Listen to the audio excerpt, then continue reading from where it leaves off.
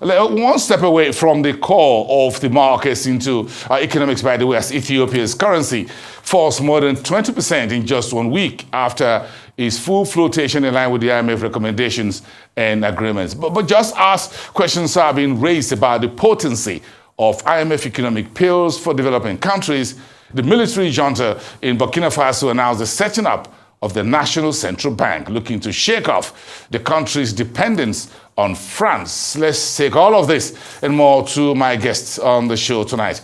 Bongo, a professor of economics at the Lagos Business School. Thank you so much for joining us on the show tonight, Professor. Thank you very much, Burson. Thank you for having me this evening. I'm sure you keep one eye permanently in the world of economics out there. So, Ethiopia joined Egypt and Nigeria in currency flotation. What we saw over the last 1 week was a sharp decline in the value of the birr, the currency for Ethiopia, by roughly 26%. What do you make of that currency flotation as recommended for poor countries by the IMF? What else do you expect? Some people refer to the IMF as the economic undertaker. So they come in when the country's economy and currencies have crumbled. So they come in, as that undertaker to maybe prescribe policy measures that, in their own best estimation, would help those economies without the storm. But we kind of not seen a lot of success with that over the years. I know that, of course, IMF comes in only when the managers of each country's systems have actually fumbled and things, fall all over the place. So we don't blame them, to that extent.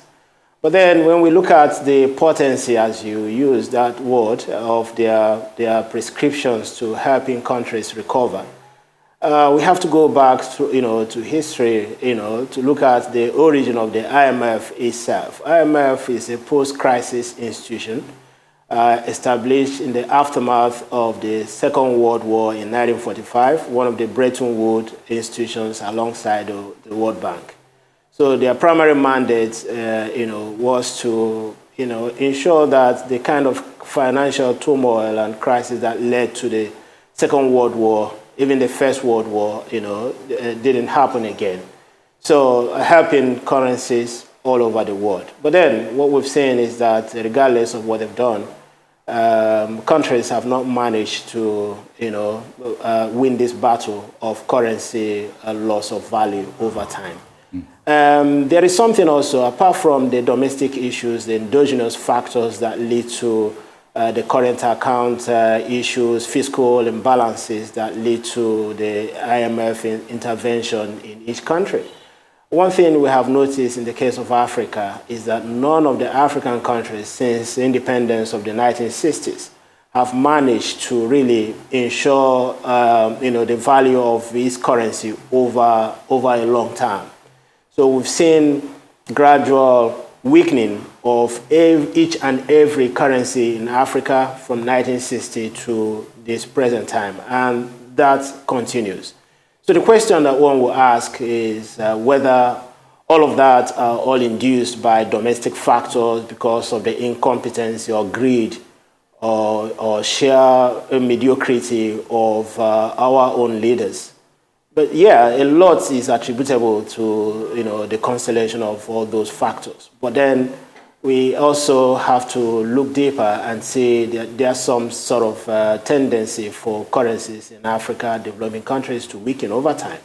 That also speaks to the decline in terms of trade, which we've also witnessed being going on over the years, over time. So we need to put all these things together to really know the impact of IMF intervention in developing countries. Again, see, I was looking at a transition matrix of countries that have managed to escape the development trap over the past 50 years, since the end of the Second World War, for instance.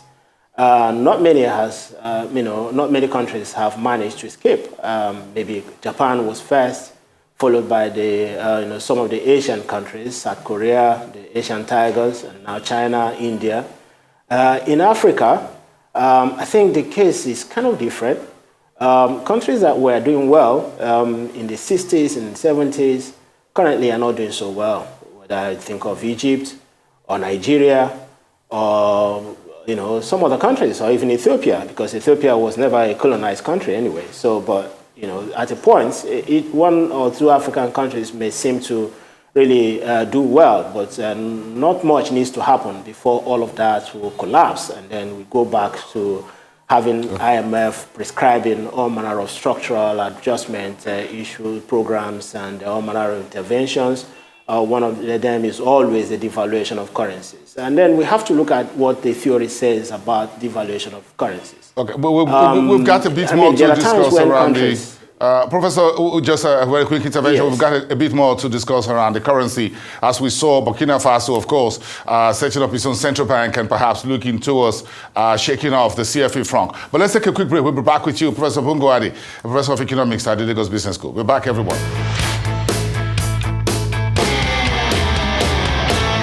Well, my conversation with Bongo, the Professor of Economics at the Lagos Business School, talking about latest IMF recommendations with Ethiopia floating its currency, the birr down roughly 25% since that over a week ago, joining Egypt and Nigeria going through the pains of currency flotations, among other recommendations. Professor Adi, thank you so much. Let's talk about other recommendations of the IMF, such as subsidy removal, which has been talked about, fuel, energy, and so on, being heavily criticized. Egypt just have to raise fuel prices last week. What's your take on that? Subsidy removal, that's a hot issue even in Nigeria right now. So it's something someone has to be careful what to say. In order not to stoke the embers of the fire that is all over the place. But subsidy, it depends. There is no country, there is no economy that doesn't sustain one sort of subsidy or the other. In agriculture, for instance, we know that the United States, Europe, have heavily subsidized agricultural sector. But here, over the years, so again, you can't talk about subsidies without going back economic history, especially in Nigeria.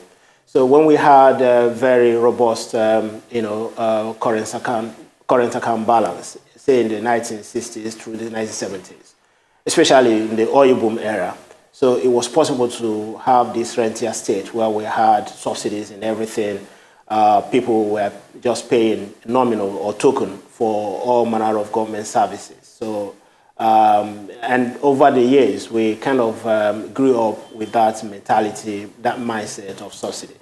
So, unfortunately, it came to a point where our economic situation no longer allowed us, especially our revenue, didn't allow us liberty any longer. And I think that's what has happened, and then necessitating the removal of the subsidy right now. But then, given that people are so used to enjoying, those freebies, so it's going to take a whole lot to convince them that the current situation is something that they have to undertake, or undergo in order to get things fixed right. So it requires a lot of convincing. So subsidies, yes, are usually targeted at critical sectors where government intends to achieve certain social outcomes. But then when it is no longer, government is no longer able to bear the cost of such subsidies, they have to remove it and let them go and let people bear the full cost of those services. So what can I say? It's never something that anybody welcomes, especially when people have gotten used to it. So I think that is what is stoking the protest and anger and everything all over Africa. So it's never a good story any day. Well, I'm sure you've got your views about recommendations on how Africa should run its economy from the IMF, but they just throw something or just place something on the table. The IMF chief, Georgieva, just announced a new seat is being created on the board of the IMF to accommodate sub-Saharan Africa, and that's in line with calls for that by the African Union, the FDB, and others. Would this be a game changer for the continent, by the way? If we have a seat at the table, would that make any difference for Africa in terms of policy prescriptions and whatever comes to us from the IMF? Well, will it make any difference? When we discussed that earlier today, I was, thinking of WTO, where we have one of our own sitting at the helm of affairs, whether it has helped our trade balance or export portfolio. Well, that hasn't happened. Having an additional, a seat on the table at the IMF, it means that we'll be there when decisions are taken, but it doesn't mean that it's going to give us any sort of advantage or it's going to change the reality for us, because IMF exists as a kind of a bank, international bank, so to speak. So if they give you any sort of financial support, they expect to be paid back with some level of interest, and then under certain conditions. With that change, maybe having a seat at the table will mean that maybe some of those conditionalities may be negotiated, may become more palatable to the countries. But it doesn't give us any sort of extra advantage. I think what we need to do is to think inwardly of growing our economies. What is important today in today's economy, despite what some successes some countries are registering, I think we need to build ourselves into the global value chain, and then building ourselves into the global value chain means that we have to raise the level of the standard of goods and services, the quality, the competitiveness, and that is what actually helps countries to break out of the development trap. We have seen that happen in India. If you think of any value chain, you will see that India is hugely represented. If you think about China, China has become very dominant, not only in pre-production or in production or post-production. In either segment of the value chain, you see that the Chinese firms are very active. Same thing in India. So if Africa is to break out of this development trap, we need to find ways to build competitiveness within, grow our own continental value chains, and also find ways to integrate into the global value chain. I think that is what will give us really, the bragging rights at the table. Otherwise, even if the seats were increased to 2 or 3 or 4, I don't think it will make any significant difference in the way things are done today in Africa. IMF is just a bank, to my best understanding. Okay, so let's return to around the currency issue. The military junta in Burkina Faso late last week announced its own central bank. That's the first of such by any African, French-speaking West African state. How important is this development in terms of Franco-Africa economic bilateral relations? Do you see this as a step towards perhaps the eventual scrapping of the CFA franc in both West Africa and Central Africa? Yeah, of course. As soon as a nation, one of the francophone West African countries decide to break free of the stranglehold of France, in terms of its monetary affairs, it means that they have to do away with the CFA, and look for their own local or domestic or indigenous currency to pursue its activity. So if they are setting up a central bank, it means that they become a sovereign monetary entity. So as a sovereign monetary entity, they have to also have that, what do you call it now, the power to print money. What do we call it again in economy? Seigniorage. So that's the power that the central bank has to print money. So if they have a central bank, then the central bank has to be responsible for its monetary policy. The central bank has to be responsible for printing money, has that power of seigniorage. So that means winning itself free of French influence. Actually, some people will tell you that, students of international politics, especially West African politics, will tell you that the Francophone countries have not succeeded effectively to win full independence from France since the 1960s. unlike the Anglophone countries that were able to, break free from that, to a certain extent. So that of France, the Francophone countries, is more of nominal or titular independence in politics, in the sense that they can select who becomes their president or who becomes their leader. But when it comes to the monetary union, they have no power to really dictate how their currencies are managed, because the CFA, was still pegged to the French France in those days, and then in this age of euro since 2000, the CFA France been pegged to the euro. So, which is not a way for a country to truly manage its own affairs. It means that they actually have been, like an apron string on France. So France and Europe determining their global, their monetary affairs.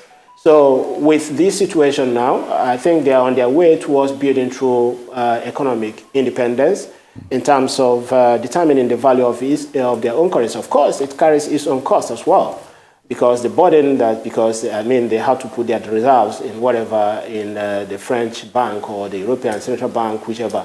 Now they have to now think of how to do that, whether they're going to be the bank, work with IMF, work with the Bank of International Settlement and all of that, to have their reserve, maybe not in euro, no longer in France, but in dollar, whatever is the case. So this is the time for them to really, begin to design their own independent monetary policy. It has its own advantage in any case, because it will also boost their trade. They can manipulate, not manipulating, but determine the value of their currency. Yes. Is actually a sign of true economic independence. Yes. So technically, I'm sure this could perhaps be a cutting razor for perhaps Mali, Niger, a few other French-speaking African countries. Exactly. So this is actually a use case. So they will see how it goes. So others will be others will be watching. So we're going to see that in the coming days. That could happen in the days, weeks, and months and years ahead. Thank you so much, Professor Bongo of the Lagos Business School. Thank you very much. A deep and exciting conversation with you. As always, have a great evening.